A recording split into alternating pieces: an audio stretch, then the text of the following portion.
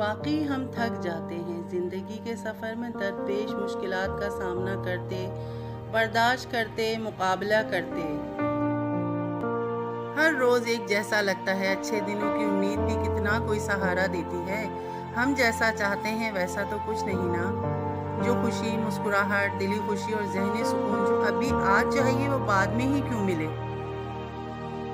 پتہ نہیں کب تک ملے یا شاید کبھی ملے ہی نہ۔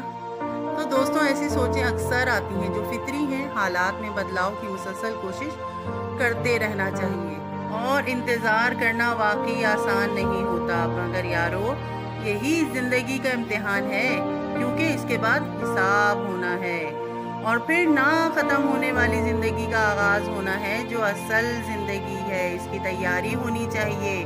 اس لیے آپ جتنی بھی مشکل میں ہیں، پریشان ہیں، بس لگے رہیں کوشش میں، رب کی بنائی ہوئی حدود میں رہ کر صرف اس سے ملاقات کی امید اور شوق رکھیے۔ آپ اس کی تخلیق ہیں بے شک، اور اس نے مشکل دی تو مصلحت جان کر بلند حوصلے سے زندگی گزارے۔